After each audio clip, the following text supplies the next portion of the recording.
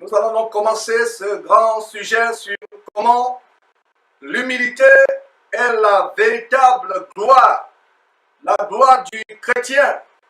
Et de plus en plus, vous voyez sur ces affiches infâmes que ces faux pasteurs comme les Marcelo Tunassi, Mamadou Kalambiri, Joël Tatou, Ivan Kassanou, les soirées de gloire qu'ils utilisent, qui ne sont rien d'autre que des soirées où ils adorent leur sirène Shekinah, qui est la fausse gloire, la Shekinah qui est la sirène. Et aujourd'hui, nous avons eu à cœur de vous montrer la véritable gloire du chrétien, qui n'est rien d'autre que l'humilité. L'humilité, mes frères et sœurs. L'humilité, c'est un grand attribut de notre Seigneur et Sauveur Christ Jésus par rapport à notre marche avec lui. C'est un grand trait de caractère pour tout chrétien véritable. Si tu n'es pas chrétien, tu ne peux pas comprendre ces choses. Bien que les vrais chrétiens peuvent comprendre l'infinie grandeur de l'humilité. Le Seigneur Jésus-Christ était humble depuis sa naissance, de roi, de fils de Dieu, de roi des rois, Seigneur des seigneurs. Il était, regardez comment il est venu sur terre. Il est né dans une étable puante, ayant la fiente des animaux qu'on élevait. C'est là où il est né, dans l'étable. Il n'est pas né dans un hôtel 5 étoiles. Et tout au long de son séjour ici sur terre, de son ministère terrestre, il nous a donné un exemple d'humilité, étant quelqu'un d'accessible, étant quelqu'un de simple. Et on peut voir comment Nicodème s'était rendu de nuit vers Jésus-Christ. Qu'est-ce qu'on peut comprendre dans cette histoire? Dans Jean chapitre 3, nous voyons que Nicodème s'est rendu de nuit vers Jésus. Donc c'était quelqu'un de tellement simple, quelqu'un d'accessible. Vous pouviez le contacter à n'importe quelle heure, même la nuit. Et Nicodème le savait, c'est pour cela qu'il s'est rendu vers Jésus de nuit. Quel homme humble! Un homme qui n'avait pas un vêtement sacerdotal qui le différenciait de ses disciples. Un homme qui n'avait pas un siège spécial, un trône ou une estrade ou un podium qui le différenciait de ses disciples. Un homme qui ne se faisait pas porter sur le dos quand il prêchait. Un homme qui ne se faisait pas soulever quand il prêchait. Un homme tellement humble. Il n'avait pas de place spéciale. Il n'avait pas de services spéciaux. Il a fallu que Judas qui l'a trahi, qui l'a vendu, il a fallu que Judas lui donne un baiser pour que les chefs du peuple qui étaient venus l'arrêter, les huissiers et autres qui étaient venus l'arrêter, le reconnaissent. Sans le baiser de Judas, on ne pouvait pas distinguer Jésus du reste de ses disciples. Il était comme ses disciples, les mêmes vêtements, les mêmes habits. Ils mettaient la main dans la même assiette. Ils dormaient ensemble. Il n'avait pas de place spéciale. Il nous a donné un modèle d'humilité à suivre. Et pendant que j'introduis cet enseignement, je vous prie de tourner vos Bibles dans 2 Timothée, chapitre 3, cette grande prophétie de la fin des temps. 2 Timothée, chapitre 3, partir du verset 1. Pourquoi nous commençons par ce verset? Parce que ce verset donne une grande prophétie. Ça nous montre comment les hommes devaient être dans cette fin des temps. Et je vais laisser parler la parole de Dieu. Mes frères et sœurs, lisez avec moi. Nous sommes dans 2 Timothée. Sache que dans les derniers jours, il y aura des temps difficiles. Mes frères, s'il y a quelqu'un qui, dans cette génération, ne sait pas que nous vivons des temps difficiles, certainement la personne vit sur la Lune, ou sur la planète Mars, ou sur Jupiter, ou Neptune, ou Vénus. Mais si vous êtes un terrien, un habitant de la Terre, vous savez que nous vivons des temps difficiles, où l'apostasie a atteint un niveau tellement élevé, un niveau à nul autre pareil. La légalisation de l'homosexualité, les perversions sexuelles qui sont arrivées à un niveau tellement élevé. Donc, le verset 1 dit, sache que dans les derniers jours, il y aura des temps difficiles. Verset 2, car les hommes seront égoïstes, amis de l'argent, fanfarons, hautains. Soulignez le mot hautain, nous allons revenir là-dessus dans quelques minutes. Hautain. Quelqu'un qui est hautain, c'est c'est quelqu'un qui n'a pas expérimenté ce que c'est l'humilité. Ça m'a fendu le cœur quand une sœur avec qui je parlais, la merveilleuse sœur du côté de France, qui disait qu'elle avait été méprisée par un certain Samuel Peter Smith ou Peter Smith de l'église La Porte Ouverte de Mulhouse, pour ne pas dire la porte ouverte pour l'enfer de Mulhouse. Il a été en contact avec ce monsieur et que ce monsieur l'a méprisé du regard. Il l'a méprisé. Voilà, hautain. Voilà une caractéristique de ces hommes de Dieu. Vous ne pouvez pas les aborder si vous êtes minables. Pour les aborder, pour être dans leur cercle, il faut être un grand avocat international, il faut être un grand banquier, un grand homme d'affaires, un grand politicien, un grand sportif footballeur, un grand musicien, reconnu dans le monde. Mais si vous êtes minable comme vous et moi, vous qui suivez certainement cette émission où vous êtes minable comme moi-même qui vous parle, il vous méprise. Voilà, c'est le caractère hautain. Et le caractère hautain est contraire du caractère d'humilité. L'humilité est le cachet du chrétien. L'humilité est la marque du chrétien. De même qu'il y a la marque de la bête dans la Bible, 666, le chrétien a sur son front la marque de l'humilité. L'humilité, c'est la marque du chrétien. Je reprends, il y a une marque de la bête, donc par l'Apocalypse, 666, le chiffre de la bête, qui est un chiffre humain, un chiffre d'homme. Et pour vous qui avez suivi certaines émissions sur les Illuminati et autres choses que nous montrons, comment ces francs-maçons sont en train de diriger le monde avec les signes. Et il y a donc, je parlais du frère Baka tout à l'heure, il a fait une vidéo où il expliquait les signes. Les signes, c'est, je vais dire, la pierre angulaire du symbolisme des occultistes des francs-maçons. Alors, le caractère du chrétien, la marque sur le front du chrétien venant de Dieu, c'est l'humilité. Mon frère, ma soeur, ou cher pasteur qui te dit serviteur du Seigneur Jésus-Christ, si tu n'as pas l'humilité, la modestie, parce que l'humilité va avec la modestie, et le contraire d'humilité, c'est le caractère fanfaron, c'est le caractère hauteur. Donc il a dit sur verset 2, car les hommes seront égoïstes, amis de l'argent, fanfarons, hauteurs, blasphémateurs, les blasphèmes. Blasphème d'Alexandre Amazou, ce faux pasteur, compère de Ivan Castalou de ICC, qui blasphème sur Lazare, qui dit que Lazare souffrait d'une maladie. Il a même donné un acronyme, à savoir l'OPSTI, PTSI, la maladie des personnes totalement stupides et inutiles. C'est pour cela qu'il a été vite rappelé au ciel. La merveilleuse histoire de Lazare. Donc, blasphémateur. Blasphémateur. Et un autre dimophore, Léon Miang, qui dit qu'il hait la tête de Malachi. Voilà des personnes blasphématrices qui blasphèment, mes frères et sœurs, parlant de manière injurieuse. Même l'archange Michael, il a dit dans Jude que Michel ou Michael, l'archange, quand il disputait avec le diable le corps de Moïse, il n'a pas porté de jugement injurieux à son égard. Il a seulement dit que Dieu te réprime. Donc, des hommes seront comment? Hautains, blasphémateurs, rebelles à leurs parents. Donc, mon frère, jeune frère qui me suit, jeune sœur, si tu es rebelle à tes parents, désobéissant à tes parents, cette prophétie est pour toi. Ne soyez pas, mes frères et sœurs, ceux pour qui cette prophétie a été donnée à l'apôtre Paul, inspiré par le Saint-Esprit, il y a près de plus de 2000 ans. Donc, rebelles à leurs parents, ingrats, irréligieux, l'ingratitude.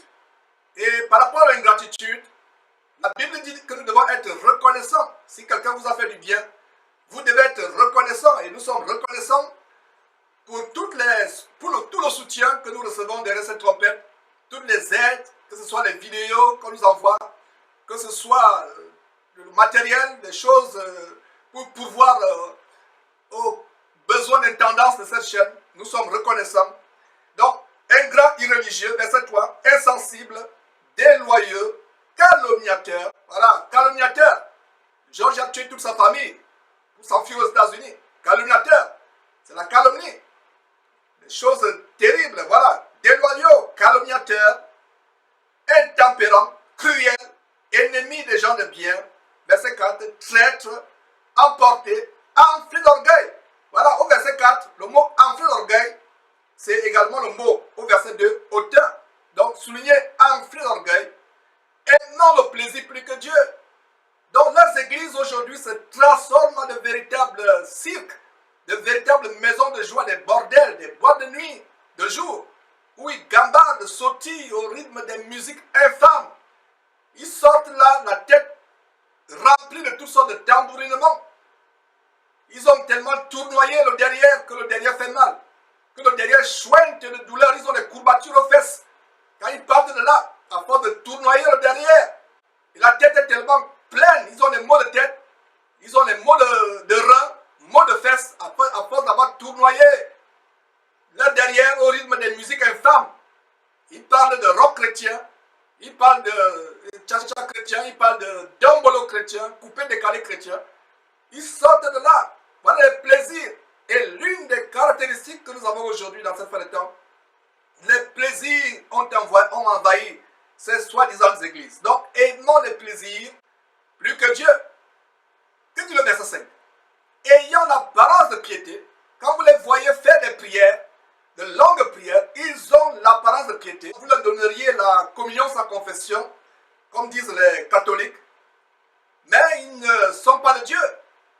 Ils ont l'apparence, c'est une piété de paraître, c'est une piété de façade.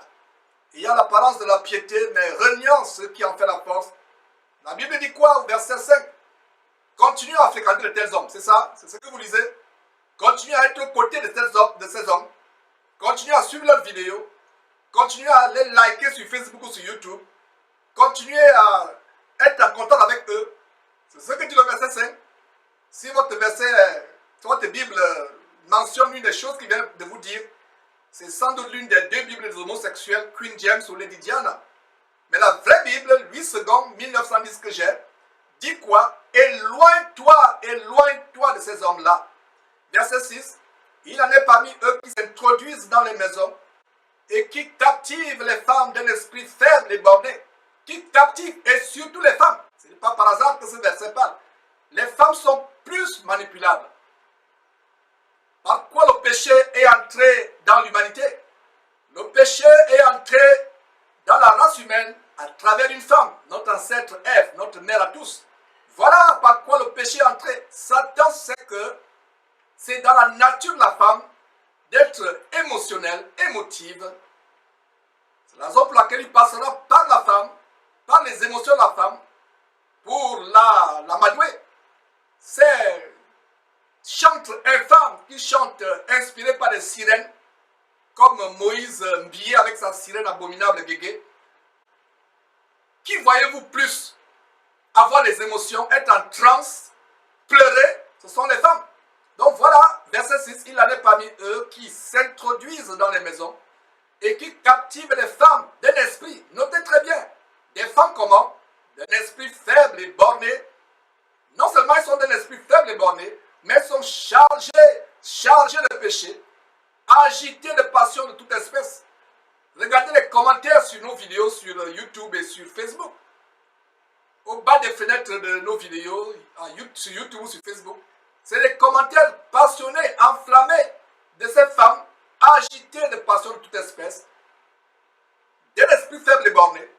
Nous continuons à prier pour elles, que Dieu leur donne la repentance, les amène à la repentance véritable. Voilà, donc ils s'introduisent dans les maisons. Quand l'apôtre Paul écrivait, je suis persuadé à 100% que l'apôtre Paul était loin de s'imaginer que 2000 ans après, plus tard, les pasteurs sorciers escrocs devaient s'infiltrer dans les maisons des gens, outre par la voie de la sortie astrale. Parce que même au temps de l'apôtre Paul, il y avait déjà les pratiques de la sortie astrale. Ils pouvaient venir la nuit. Vous visitez la nuit quand vous dormez. Mais aujourd'hui, il y a un autre moyen par lequel ils s'introduisent dans vos maisons, à travers votre ordinateur, à travers votre portable, à travers la télévision. Donc, quand vous suivez ces messages, vous ouvrez votre ordinateur, vous allumez votre téléviseur pour suivre les messages de ces gens. C'est comme s'ils étaient physiquement dans votre maison en train de vous parler. Mais que dit la parole gloire de Dieu, éloigne-toi, éloigne-toi de ces hommes-là. Donc ces hommes entrent dans les maisons, non seulement par la sortie astrale, et de plus en plus, des gens comme Mamadou Kalambiri, Joël Tatou, le sodomite, pédé, homosexuel, ils enseignent la sortie astrale. Donc ils entrent dans les maisons, non seulement par la sortie astrale, pour coucher avec leurs ouailles, leurs femmes, hommes ou femmes, la nuit, puisqu'ils sont aussi homosexuels.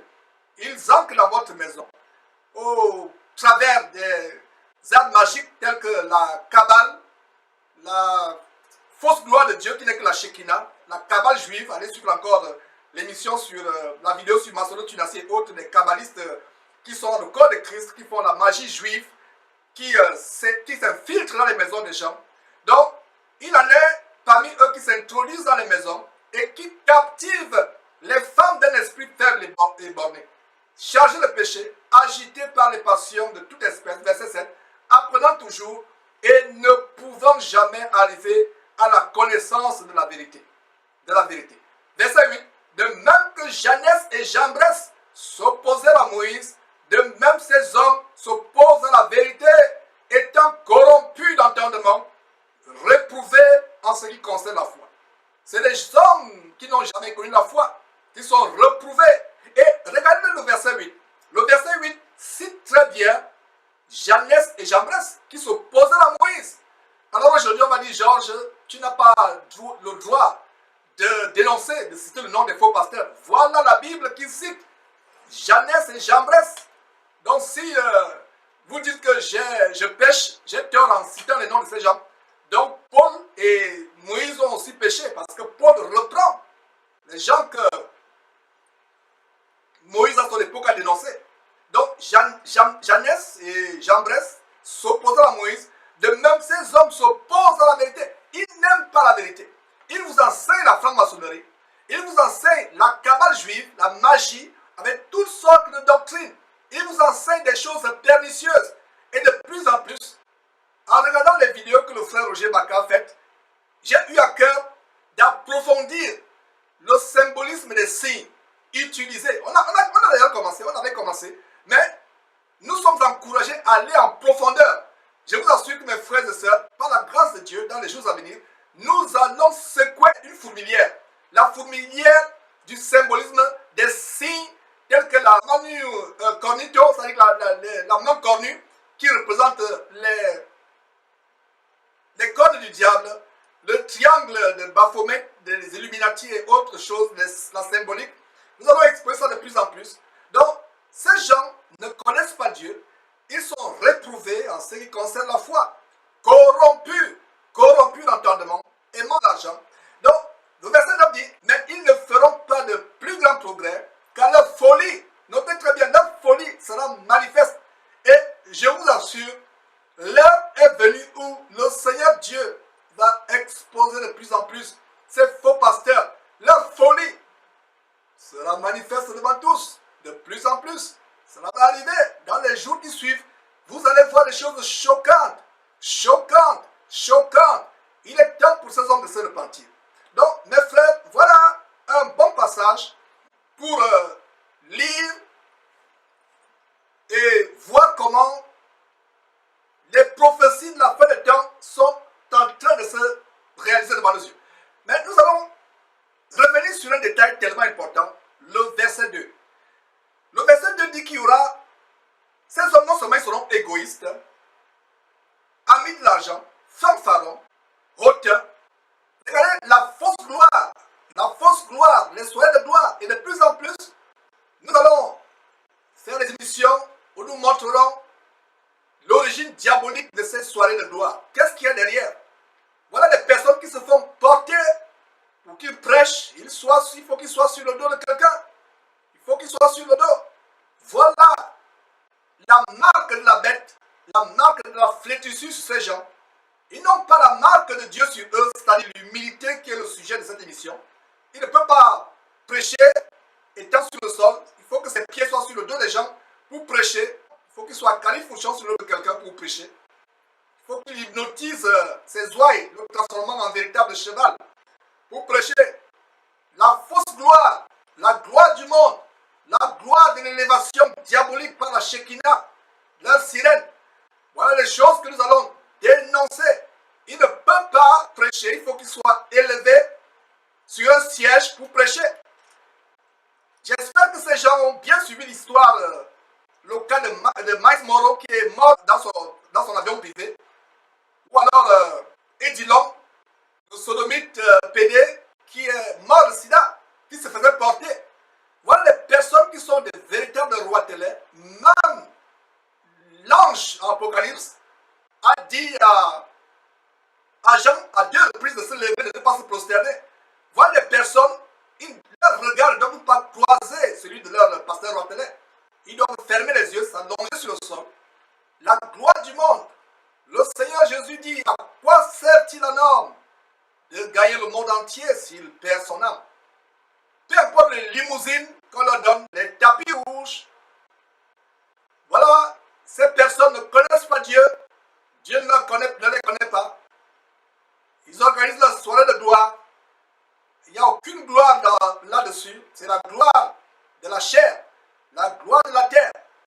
De même que le diable dans Luc chapitre 4 ou Matthieu chapitre 4 a dit à Jésus que si Jésus-Christ se prosternait, il donnerait toute la gloire. C'est la fausse gloire, la gloire du diable. Regardez, ils ont même des étoiles, comme Billy Graham, qui est l'idole d'Éric Sellerier, qui a carrément son étoile sur le boulevard de Hollywood en Californie, ici aux États-Unis. Regardez les choses terribles. La gloire du monde. Il faut que quelqu'un prêche sur son terre de ferraille, dont il s'en glorifie. Voilà donc une image qui vaut 1 milliard de mots. Des limousines avec des plaques d'immatriculation personnalisées, avec leur nom personnel sur la plaque d'immatriculation, comme vous pouvez voir avec le cas de Duncan Williams. Où est la gloire de Dieu dans tout cela? Il est temps que nous rétablissions une nouvelle génération de chrétiens qui ne se font pas ouvrir les portières ayant des gardes-corps, pour ne pas dire les anges gardiens avec des épaulettes de policiers et de militaires, des anges gardiens avec des épaules ayant 5 étoiles, des commissaires de police, commissaires divisionnaires, des personnes qui se prennent pour des dieux avec leurs habits sacerdotaux, des francs-maçons. Ce n'est que dans la franc-maçonnerie, mes frères et sœurs, qui a pratiqué les théoches. Regardez cette femme qui se prosterne devant son Dieu exaucé, Gigi Lungu. Regardez ces personnes qui sont remplies de démons, qui vous transfèrent les démons. C'est terrible.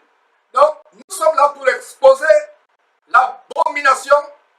Voilà là où nous sommes arrivés. Nous ne faisons que lancer cette émission pour vous montrer à quel point nous sommes arrivés.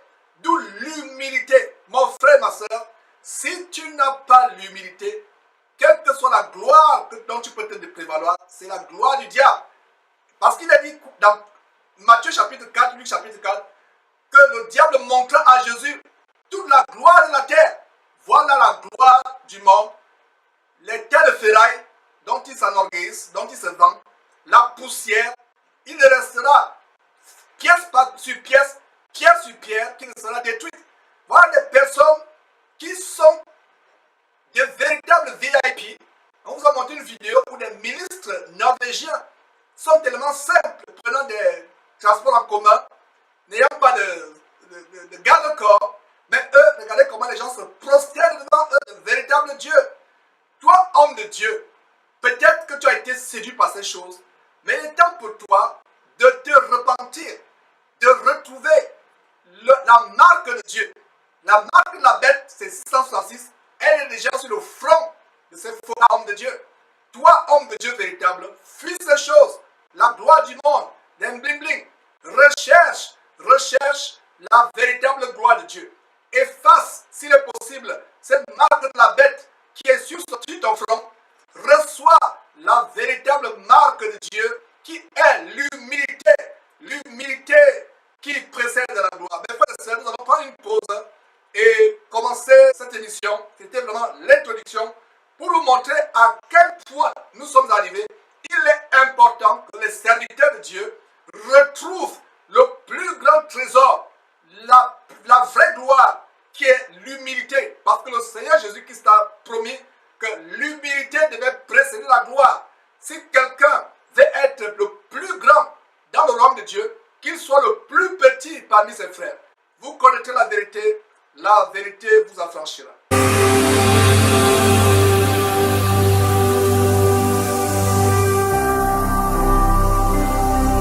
Jésus-Christ TV, vous connaîtrez la vérité et la vérité vous affranchira. Laissez-moi vous poser une question, comme nous continuons cette émission. Ma question est la suivante. Quel est le plus grand péché de toute la création? Quel est le premier, le plus grand péché de toute la création? Et je vous donne quelques secondes. Si vous êtes connecté sur Facebook ou sur YouTube, vous pouvez rapidement taper en commentaire votre réponse. Quel est le plus grand péché? Et le premier péché, le plus grand péché. Voilà, il y a, j'arrive bientôt, qui parle de l'orgueil. Voilà, qui parle de l'orgueil sur YouTube. Et j'arrive, la personne, le frère ou la sœur, dont le nom de... voilà, parle de l'orgueil. J'arrive bientôt, parle de l'orgueil. Donc, effectivement, c'est l'orgueil. Et quelqu'un va dire, mais pourquoi Georges confirme ce que j'arrive bientôt à écrire, à savoir l'orgueil? Il y a Beauty Midori qui a écrit la désobéissance. Oui, la désobéissance, un tout petit peu, mais l'orgueil est le premier péché. Il y a C'est quoi Mélan Maurice qui a parlé de désobéissance. Rosen Brandon a parlé du péché contre le Saint-Esprit. Agnil Afi Sanya qui dit la désobéissance. Alors voilà, la réponse est la suivante. Bien aimé frères et sœurs, merci pour ces réponses.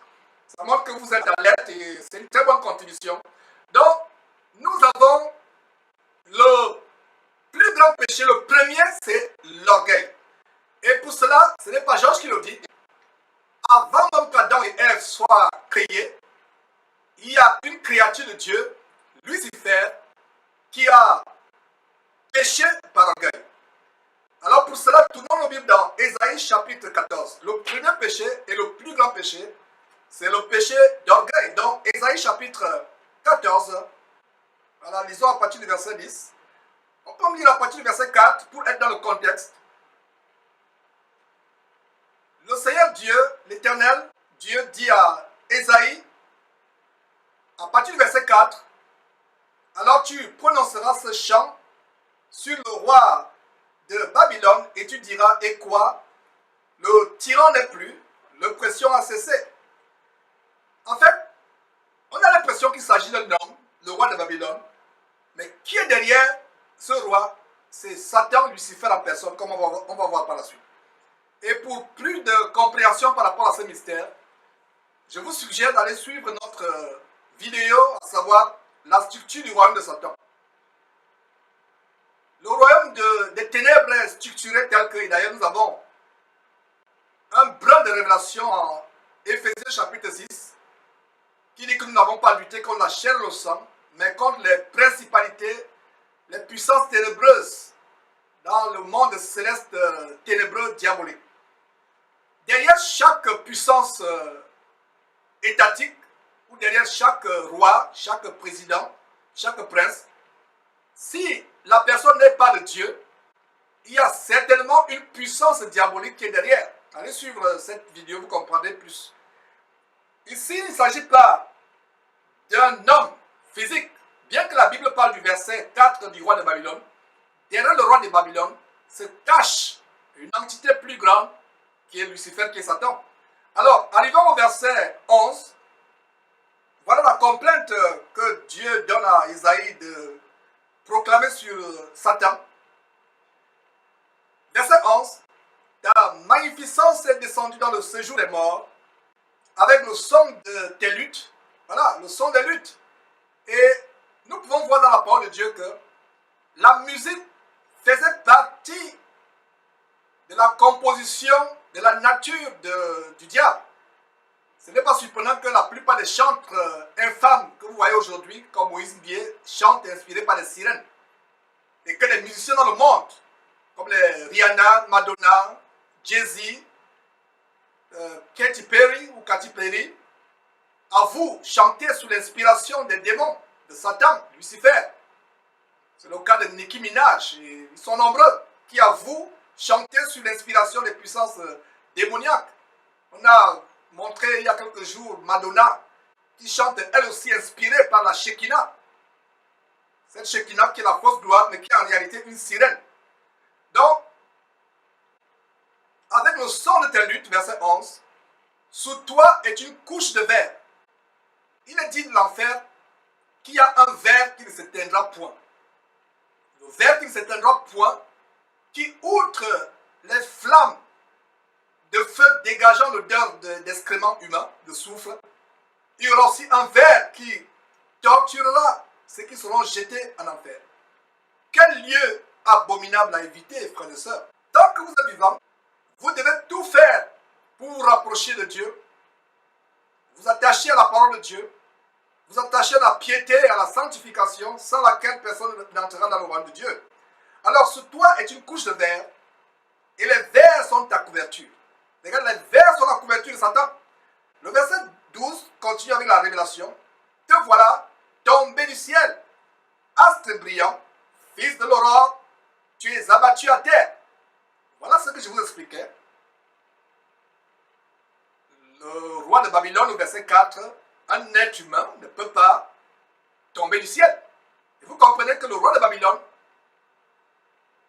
n'est que la façade d'une entité qui est derrière, qui est Lucifer, comme ce verset 12 nous montre. Te voilà tombé du ciel, astre brillant, fils de l'aurore, tu es abattu à terre, toi le vainqueur des nations.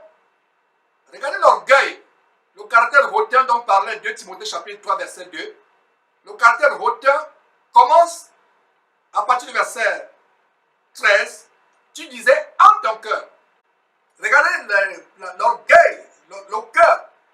Et la Bible nous dit de garder notre cœur plus que toute autre chose, car c'est de lui que viennent les sources de la vie. Mon frère, ma soeur, chasse l'orgueil de ton cœur. Ce n'est pas parce que tu as commencé à te sanctifier que tu vas mépriser et regarder d'en haut une sœur ou un frère qui lutte encore avec les produits cosmétiques ou l'amour du monde. Ce n'est pas parce que tu as commencé à suivre ces émissions sur Jésus-Christ TV que tu vas t'estimer être plus aguerri que tous les autres chrétiens. Revêtons les sentiments humbles. Soyons remplis de modestie, d'humilité. Chassons de notre cœur l'orgueil.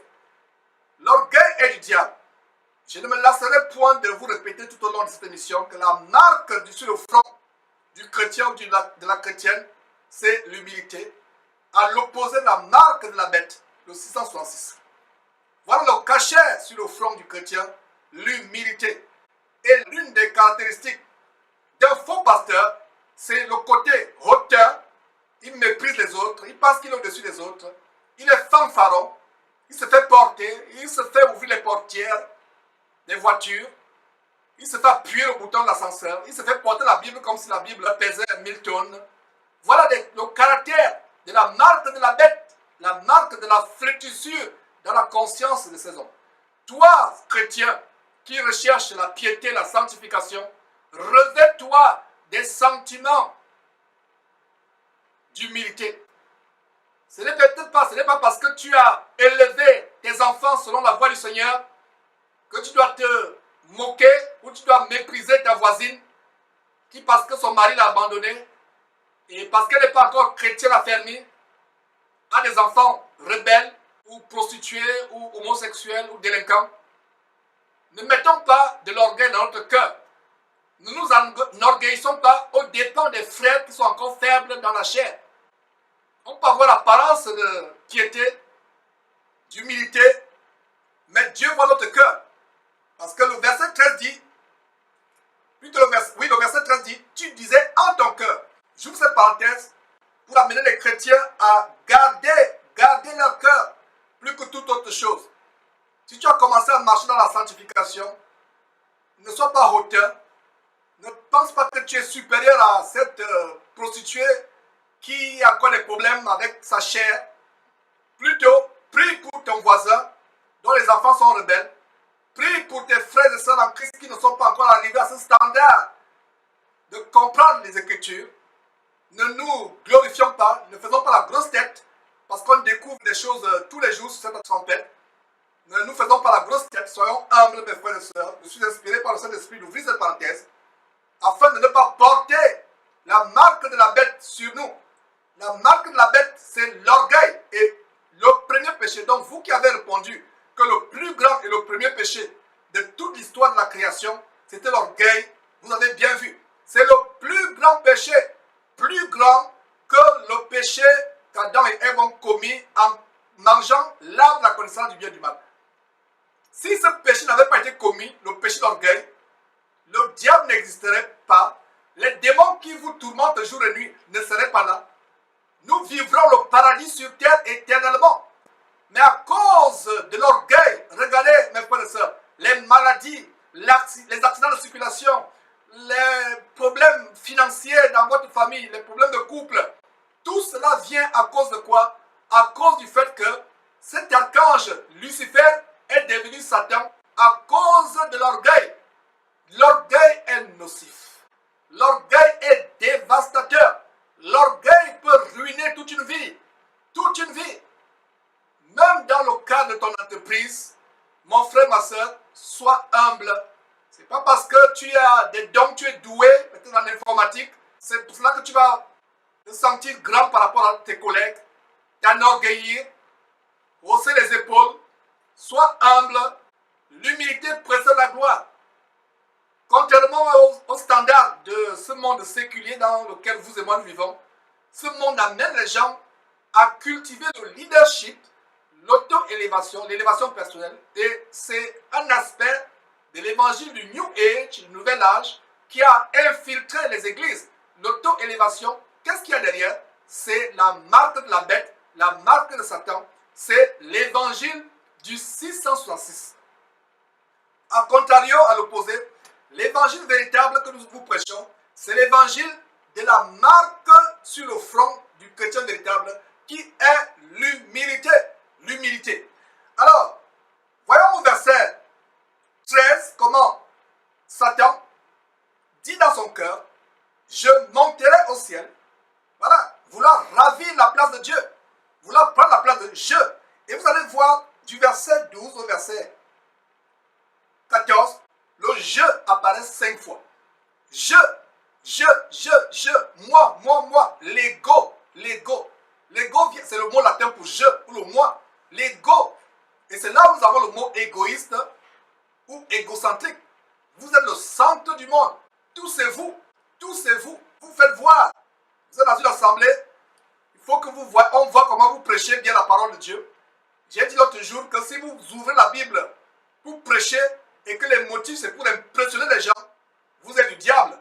Le seul motif pour lequel nous prêchons l'évangile de Dieu, c'est pour que les gens puissent produire le fruit digne de la repentance, sur lequel on reviendra encore et encore et encore tout au long de ces émissions.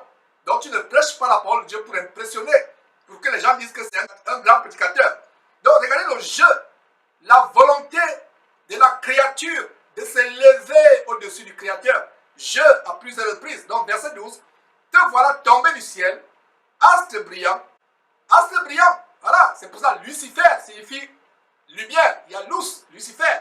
Donc astre brillant, il était tellement brillant, étincelant.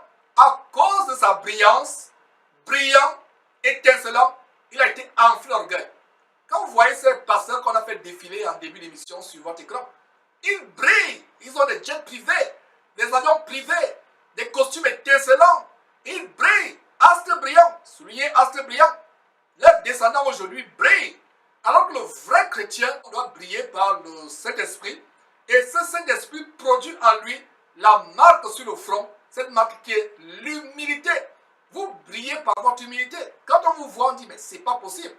Alors, te voilà tombé du ciel, astre brillant, fils de l'aurore, tu es abattu à terre. Toi, le vainqueur des nations, tu disais à ton cœur, je monterai, vouloir ravir la place de Dieu, vouloir et s'élever au-dessus de Dieu. Je monterai contre le nom de Dieu. Premier jeu. Je lèverai mon trône au-dessus des étoiles de Dieu. Encore, vous comprenez qu'il ne s'agit pas d'un homme. Il ne s'agit pas d'un homme, bien que le verset 4 de ce chapitre parle du roi de Babylone. Un roi, un homme, un être humain ne peut pas élever son trône au-dessus des étoiles de Dieu. Donc vous comprenez que derrière la façade du roi de Babylone, c'est Satan.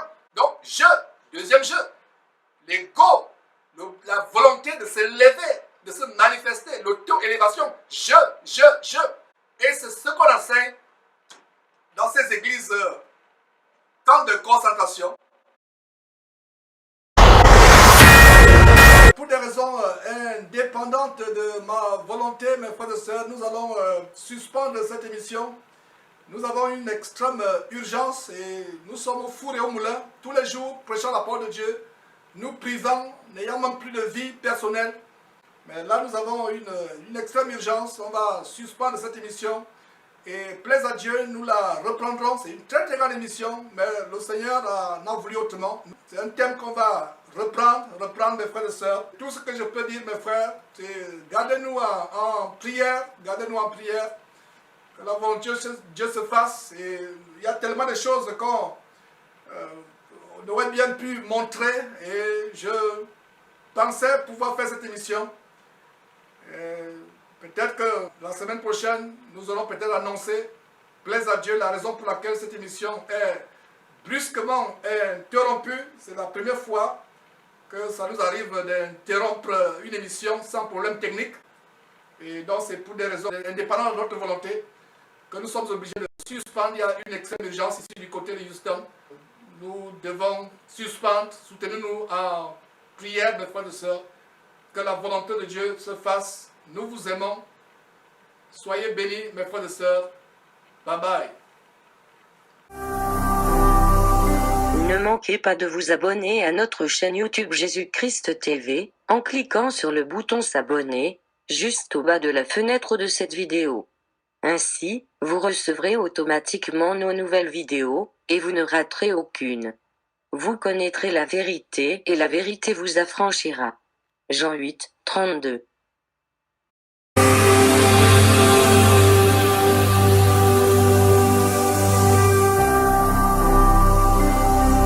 Jésus-Christ TV,